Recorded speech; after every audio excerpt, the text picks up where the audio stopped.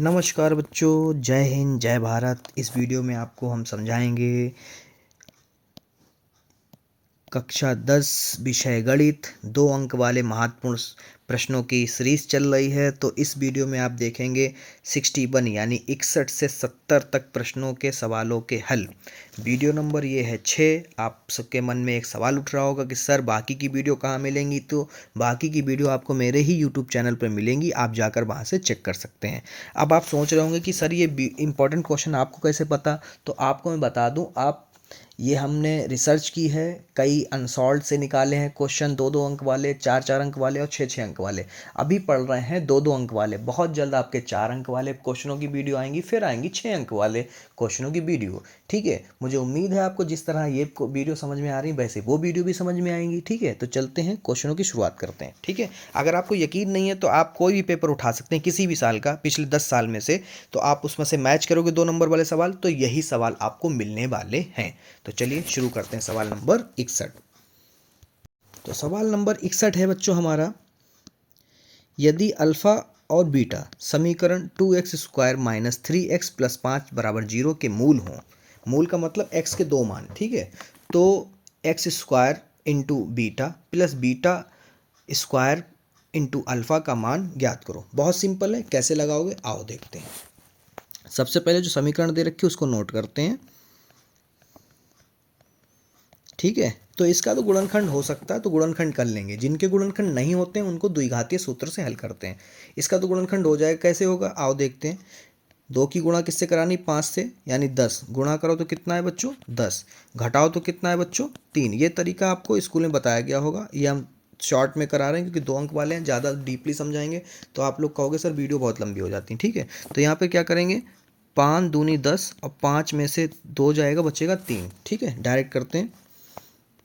2x² - 5 - 2x - 5 बराबर में 0। 2x² - 5x plus 2x - 5 बराबर में 0। कॉमन कर लेते हैं, x हो जाएगा कॉमन यहाँ पर, तो बचेगा हमारा 2x। तो यहाँ पर बचेगा बच्चों 2x - 5 प्लस इधर कर लेते हैं 1 कॉमन, तो बचेगा 2x - 5 बराबर में 0। तो यहाँ पर हो जाएगा 2x - 5, इधर बचेगा x + 1 बराबर में 0। ठीक है,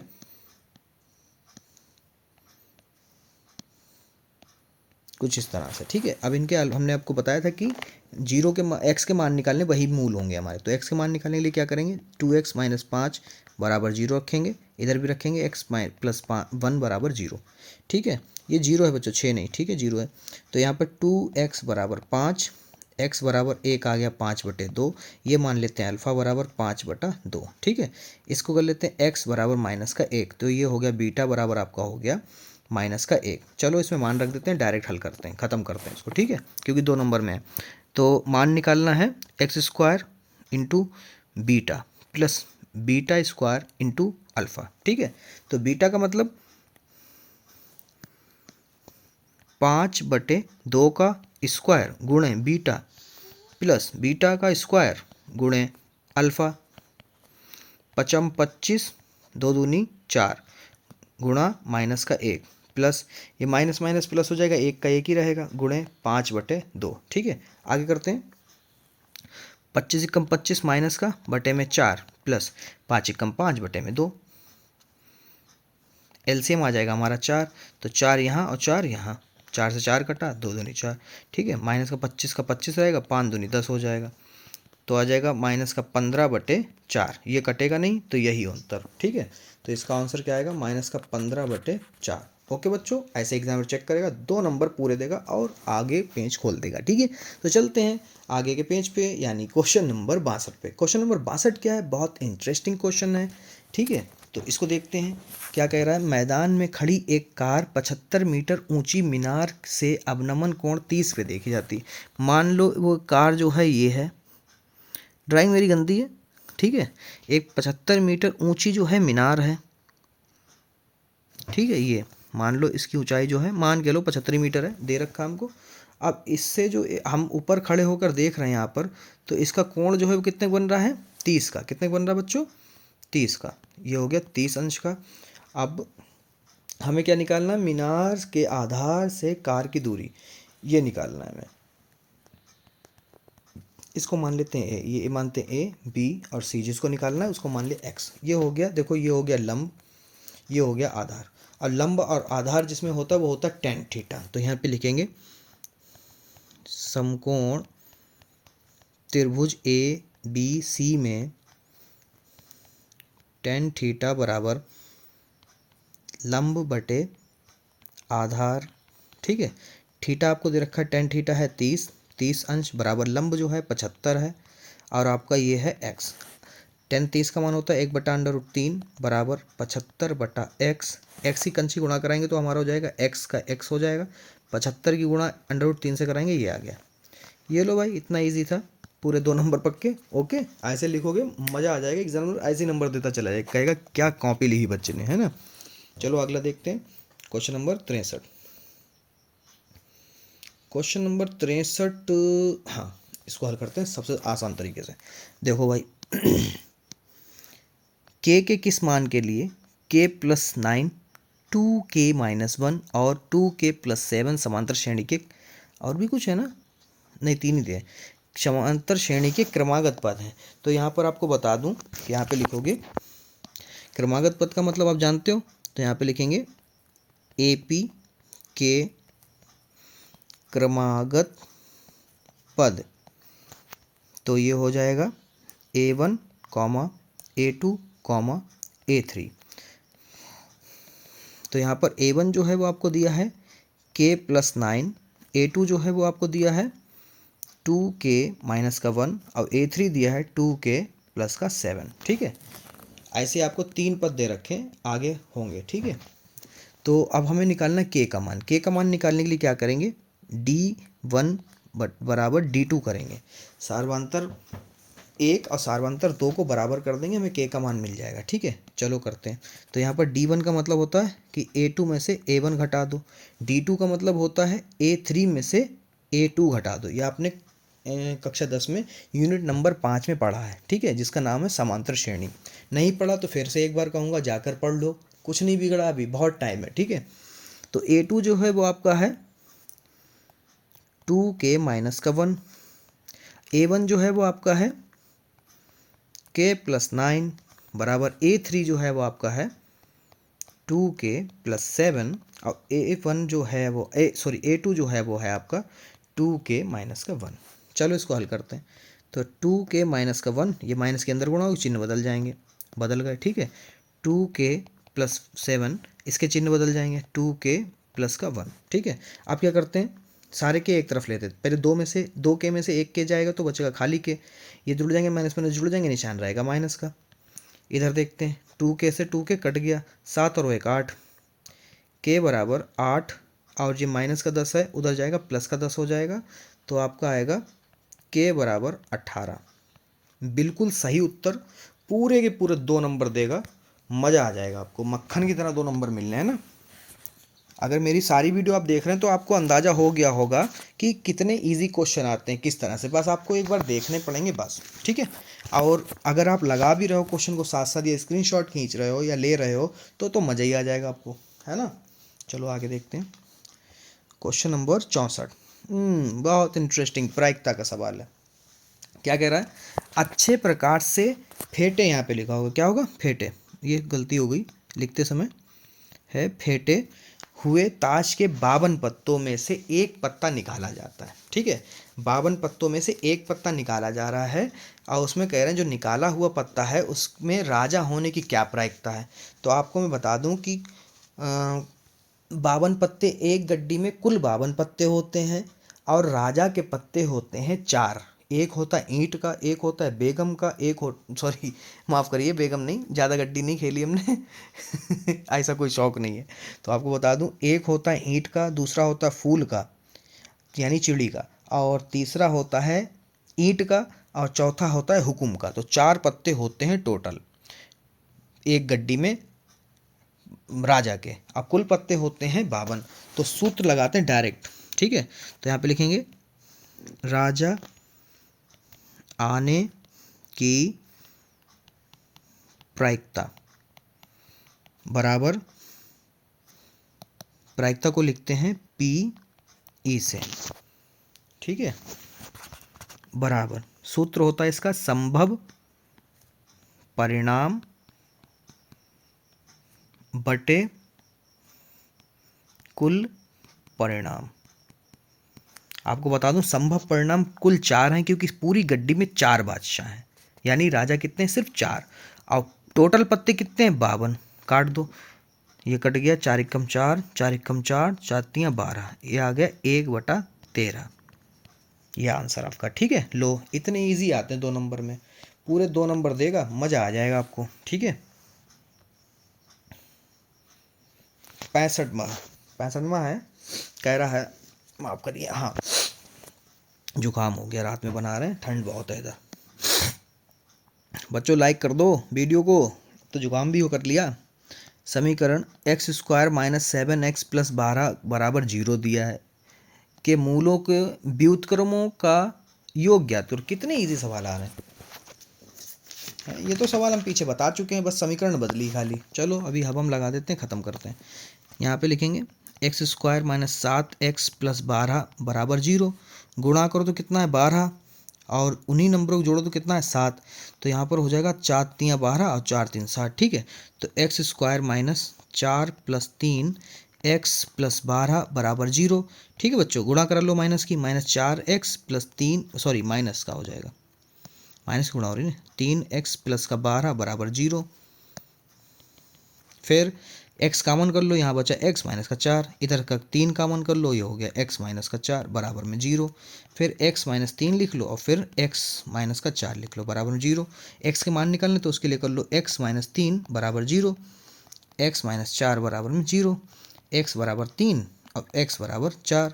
ये अल्फ़ा हो गया 3 और ये हो गया बीटा 4, ठीक है। ये हो गए हमारे 2 मूल आ गए, ठीक है। अब योगफल कह रहा है तो योगफल निकालने का आपको पता है क्या होता है। अब मगर यहाँ पे एक बात कह रहा है कि व्युत्क्रम, तो योगफल क्या होता है, यहाँ पे लिखेंगे मूलों के व्युत्क्रमों का योगफल। आपको बता दूं कि अल्फ़ा प्लस बीटा होता है योगफल। अब योगफल होता है अल्फ़ा प्लस बीटा, तो यहाँ पर व्युत्क्रम कह रहा तो एक ऊपर ले लो, ये लो हो गया। अब इसको लिखो कैसे, सही से लिख लो, तो 1/अल्फ़ा + 1/बीटा निकालना है हमें। तो अल्फ़ा का मान है 3 और बीटा का मान है 4, 4 तियां 12, 4 एकम 4, 3 एकम 3, ये हो गया 7/12। बिल्कुल सही उत्तर। यहाँ पर आपको एग्जामिनर देगा 2 नंबर और आगे बढ़ेगा, मक्खन जैसे नंबर बढ़ाना, 2-2 है ना। चलो आगे देखते हैं। अगला क्वेश्चन है, कौन सा है भाई, अच्छा भाई आ गया फिर से। बहुत क्वेश्चन आते हैं भाई, यूनिट 7 के बहुत क्वेश्चन आते हैं बच्चों। यूनिट 7 के मुझे बहुत क्वेश्चन मिल रहे हैं, है ना, फिर से मिल गया। चलो लगा लेते हैं। कह रहा है, क्या कह रहा है, वह अनुपात ज्ञात कीजिए, यानी हमें अनुपात निकालना है जिसमें बिंदु इतना और इतना की मिलाने वाले रेखाखंड इतने हैं को विभाजित करता है। चलो भाई निकालते हैं। तो हमें यहाँ से निकालना क्या, अनुपात निकालना है, और अनुपात निकालने के लिए हमें निकालना पड़ेगा, हाँ हाँ हाँ हाँ हाँ हाँ ठीक है, लग जाएगा। बहुत सिंपल तरीका आ गया दिमाग में। चलो लगाते हैं। क्या करते हैं, एक रेखाखंड खींचते हैं इस तरह से, उसको मानते हैं ए और बी। ये हो गया ए और ये हो गया बी, और बीच में एक बिंदु दे देते हैं जिसका नाम है पी, ठीक है। अब यहाँ पर जो ए वाला बिंदु है वो है -3, 10। बी वाला जो बिंदु है वो हो गया हमारा 6, -8, और जो लास्ट में दिया है वो है हमारा पी 1, 6, ठीक है। अब अनुपात निकालने के तो पहले अनुपात को मान लेते हैं 1 और दूसरे अनुपात को मान लेते हैं, सॉरी पहले वाले को मान लेते हैं के और दूसरे वाले को मान लेते हैं 1, यानी के जो है वो हमारा हो गया m1 और जो 1 है वो हो गया हमारा m2, ठीक है। तो यहीं से लगा लेते हैं। यहाँ पे लिखेंगे x बराबर m1 x2 plus m2 x1 बटे m1 प्लस m2, ठीक है। क्यों दूसरा क्यों लगा, इसी से आ जाएगा, काहे चक्कर में पड़ो, x से ही निकाल लेते हैं। तो ये हो गया हमारा x1, ये हो गया y1, ये हो गया हमारा x2, ये हो गया y2, और ये हो गया x और ये हो गया y। ठीक है, फिलहाल लग तो दूसरे वाले से सकता है मगर हम इसी वाले से लगा लेते हैं। ठीक है, इससे जल्दी आ जाएगा आंसर, बिल्कुल टाइम नहीं लगेगा। 2 नंबर में इसलिए एक ही लगा लो, काय को उसमें भागना कि यहाँ पर है ना, तो इस इन दोनों को निकाल लो पूरे से। चलो, तो x जो है वो आपका 1 दिया है, m1 जो है आपका k है, और x2 जो है वो आपका है 6, m2 जो है वो है 1, x1 जो है वो है -3, m1 k + 1। वाइट बहुत चमक रहा है, तो k की क्रॉस मल्टीप्लाई कराएंगे तो हो जाएगा k कम k और 1 कम 1, 6k -3। तो यहाँ पर क्रॉस क्या करते हैं, x एक तरफ, k एक तरफ ले लेते हैं और गिनती को एक तरफ कर देते हैं। तो k - 6k बराबर -3 -1, 6k में से 1 के जाएगा, बचेगा -5k बराबर -4, माइनस से माइनस कट गया, तो ये आ गया आपका 4/5। लो भाई, तो यहाँ पे लिखेंगे, हमें अनुपात निकालने, तो यहाँ पे लिखेंगे कि अनुपात क्या माना था, k अनुपात 1 लिया था हमने, तो k का मान क्या आया, 4/5 / 1, ये आ गया। एग्जाम पूरे नंबर देगा बच्चों, इसमें भी मक्खन जैसे मज़े करो, चैनल जब तक मेरा है। अगला, अरे प्रमेय आ गई, चलो इसको भी लगा लेते हैं। सिद्ध करो कि एक त्रिभुज की 2 भुजाएं के मध्य बिंदुओं को मिलाने वाली रेखा तीसरी भुजा के समांतर होगी। चलो चित्र बनाते हैं बेहतरीन, कलर हल्का ले लेते हैं। हाँ ठीक है,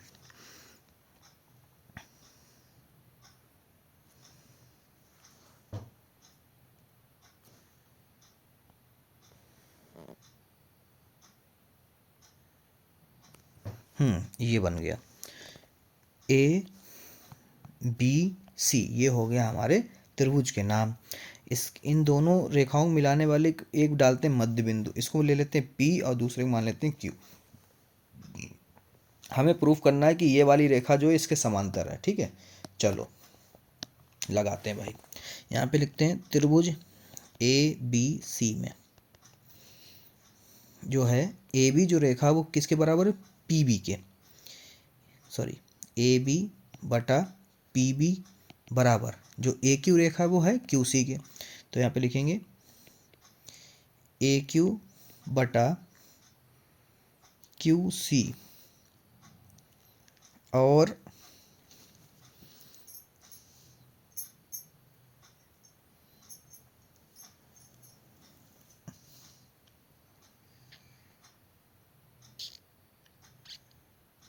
ठीक है। तो बच्चों इस वीडियो में जो है आई वाली इस वाले क्वेश्चन में हम एक ट्रिक लगा देते हैं, वरना बहुत बड़ा क्वेश्चन हो जाएगा। ये ट्रिक क्या लगाते हैं, देखो बच्चों कि PB जो है ले लेते हैं यहाँ पर PB बटा PB।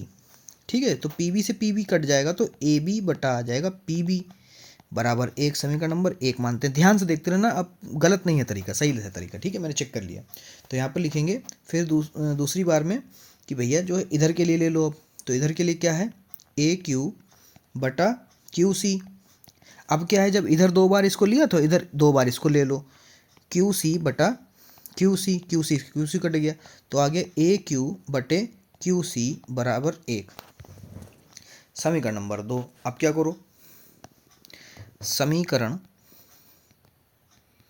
1 व समीकरण 2 से, ये तरीका लग सकता है, गलत नहीं है बच्चों।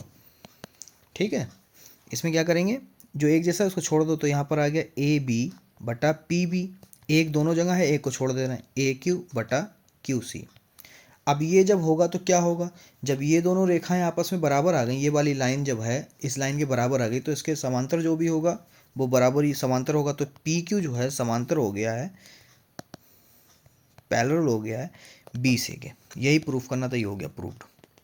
बाकी एक दूसरा तरीका वो बहुत बड़ा है, वो करीब 6 नंबर में चला जाएगा, मगर ये 2 नंबर में पूछा जाएगा तो इसलिए 2 नंबर के हिसाब से इसको लगा दिया। ठीक है, अगला देखो 68।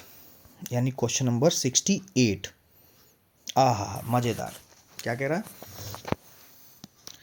एक थैली में 5 लाल गेंदें तथा कुछ नीली गेंद हैं। यदि एक नीली गेंद निकालने की प्रायिकता एक लाल गेंद निकालने की प्रायिकता की 2 गुनी है, तो थैले में से नीली गेंद यानी थैले में कितनी नीली गेंद है? चलो भैया एक थैला बना लेते हैं, या नहीं भी बनाते हैं, डायरेक्ट करते हैं। हाँ 2 नंबर में तो आएंगे ही, है ना। तो लिखते हैं माना भैया कि नीली गेंद या गेंदों की संख्या बराबर हो, मान लेते हैं x। अब क्या करते हैं, तो कुल गेंदें कितनी हो गई थैले में? कुल गेंदों की संख्या। अब नीली गेंदों के अलावा कौन सी गेंदें हैं? ये नीली गेंदें हो गई। 5 और गेंदें हैं जो कि हैं लाल, तो ये हो गए। ठीक है, अब फिर लिखते हैं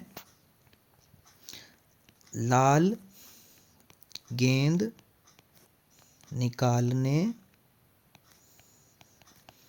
की प्रायिकता बराबर संभव परिणाम बटा कुल परिणाम। अब लाल गेंद कितनी हैं? 5। कुल गेंदें कितनी हैं? x + 5। ठीक है, तो लाल गेंद निकालने की ये हो गई। अब ऐसे ही हम लोग नीली गेंद का निकाल लेंगे। ठीक है, ऐसे लिखेंगे, कॉपी कर लेते हैं, डायरेक्ट ही कर देते हैं, कहाँ आपको समय बर्बाद करें। आप लोग लिख लीजिएगा पेपर में सही से।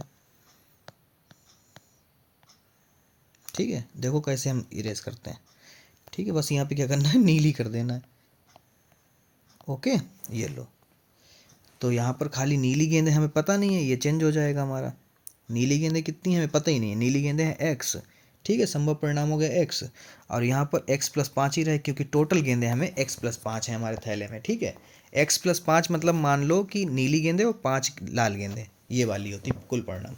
अब प्रश्नानुसार क्या कह रहा क्वेश्चन में, वो भी लिख लो। प्रश्नानुसार कह रहा है, एक चीज़ कह रहा है। क्या कह रहा?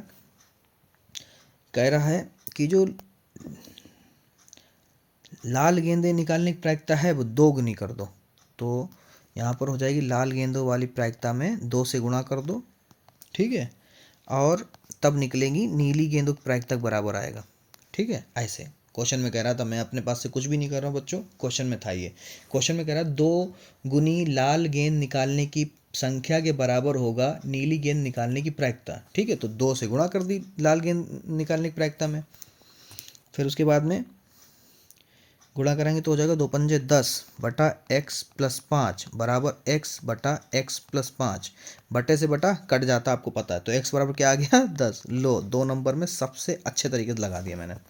ठीक है, स्क्रीनशॉट लेना चाहना तो ले लेना। ओके, पूरे 2 नंबर मक्खन जैसे मिलेंगे। चलो भाई अगला देख लेते हैं। क्वेश्चन है 69 वाला। क्या कह रहा है? द्विघात बहुपद। Interesting question. क्वेश्चन है द्विघात बहुपद दिया है x² + 7x + 12 बराबर 0 के शून्यांक ज्ञात करो। शून्यांक का मतलब 2 शून्यांक हैं, क्योंकि द्विघात है तो 2 शून्यांक है, यानी x का मान निकालना। ठीक है, इसके शून्यांकों और गुणांकों के बीच संबंध की सत्यापन की जांच करना है। आपको बता दूं ये क्वेश्चन लिया गया है 2.2 से, एनसीईआरटी वाली बुक से। ठीक है, जिन बच्चों ने एनसीईआरटी वाली बुक पढ़ी है उनको पता है ये क्वेश्चन कैसे करना। नहीं पता तो उसके लिए हम हैं। चलिए कैसे होता है आइए बताते हैं। सबसे पहले गुणनखंड करते हैं। यहाँ पे लिखेंगे x² + 7x + 12 बराबर 0। तो गुणा करो तो 12, जोड़ो तो 7, तो हो जाएगा हमारा 5 6 दूनी 12, गलत हो जाए, 4 तियाँ 12 और 4 तियों 3 7। ठीक है, ये हो जाएगा। तो यहाँ पे लिखेंगे x² + 4 तियाँ 12 और 4 और 3 7 + 12 बराबर 0। तो x² + 4x + 3x + 12 बराबर 0। x कॉमन किया तो x + 4, इधर जो है हम 3 कॉमन कर लेते हैं तो हो जाएगा x + 4 बराबर में 0। x + 3, ये हो जाएगा x + 4 बराबर 0। x का मान निकालते तो आ जाएगा x + 3 बराबर 0। x प्लस 4 बराबर 0, x बराबर -3, x बराबर -4। तो हमारा जो है भैया अल्फा -3 आया और बीटा भी -4 आया। ठीक है, अब सत्यता की जांच कर लेते हैं। ठीक है, सत्यापन कर लेते हैं। तो यहाँ पे लिखेंगे शून्यांकों और गुणांकों के बीच संबंध के सत्यापन करना है। तो चलो बहुत सरल तरीके से कराते हैं। तो यहाँ पे लिखेंगे शून्यांकों का योगफल बराबर होता है बच्चों -b/a। ठीक है, अब b और a कहाँ से लिख, तो a बराबर जो हो गया आपका 1, b बराबर हो गया 7 और c बराबर हो गया 12। ये हमने लिया यहाँ से। ठीक है, तो अल्फ़ा प्लस बीटा बराबर -b/a। अल्फ़ा आपका हो गया -3, -4 बराबर बी का मतलब 7, ए का मतलब 1, ये हो गया 7, 4 3 7 आएगा ही, -7/7, बटे में 1 नहीं लिखा जाता। तो ये शून्यांकों से के योगफल से तो बराबर आए, यानी समीकरण से जो शून्यांक हमने निकाले हैं वो बिल्कुल सही हैं। अब निकालना है, यहाँ पे क्वेश्चन में कह रखा है कि गुणांकों भी बताओ। ठीक है, तो गुणांक का भी लगा लेते हैं। तो यहाँ पे लिखेंगे शून्यांकों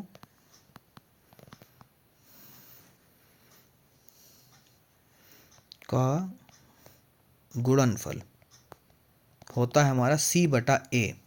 ठीक है, तो यहाँ पर जो है अल्फ़ा इंटू बीटा बराबर c/a आना चाहिए। ठीक है, यानी दोनों गुणांकों के गुणनफल के बराबर होना चाहिए, जो हमें c और a के बटे में हो। चलो भाई, c जो है वो हमें दे रखा 12, ये देखो, और a जो है गुणांक में कुछ नहीं x के, तो 1 होता है। और यहाँ पे -3 गुणे -4, माइनस से माइनस कट गया तो -12/12 ये आ गया। बिल्कुल सही लगा, 2 अंक पूरे पक्के आपके। ओके, अगला सवाल है, ओ हो बहुत खतरनाक सवाल आया। चलो इसे हवा में निकाल देते हैं अभी, 2 मिनट में दो अभी लगाते हैं, कैसे लगाना वो भी बताते हैं। सबसे पहले अपरिमेय कैरा सिद्ध करने, तो पहले परिमेय मान लो। यहाँ पे लिखो माना 5 -√3 एक परिमेय संख्या है। बच्चों इन सवालों को तो आप इतना रट्टा मारो कि ये आंख बंद करके ही वहाँ हो जाए। -5√3 बराबर p/q, शर्त लिख देना भैया, चूँकि p व q का HCF 1 तथा q जो है वो 0 नहीं होगा। ठीक है, ये शर्त लिख दो, ये परिमेय की होती है। ठीक है, तो -√3/p/q, ये प्लस का है उधर जाएगा माइनस का हो जाएगा। ठीक है, तो यहाँ पर आप लिखोगे कि ये वाला जो है अपरिमेय है और ये वाला हिस्सा जो है ये परिमेय है। अब आपको बता दूं कि अपरिमेय बराबर परिमेय अगर आता है तो कौन जीतता है, अपरिमेय। ठीक है, जो संख्या में दी है वो क्या हो गई, अपरिमेय। चलो इसी को लिखना है, बस अपने शब्दों में ऐसा लिखो कि एग्जामिनर खुश हो जाए और पूरे नंबर आपको दे दे। कैसे देगा, देखो कैसे लिखना है। यहाँ पे लिखोगे हम जानते हैं कि √3, देखो माइनस प्लस से कोई फर्क नहीं पड़ रहा। ठीक है, यहाँ पे लिखो माइनस में आया तो माइनस में लिख दो, -√3 एक अपरिमेय संख्या है, परंतु p/q -5 एक परिमेय संख्या है।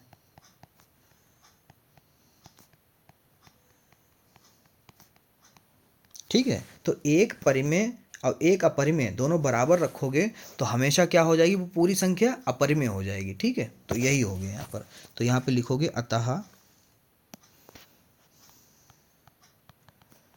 हमारी कल्पना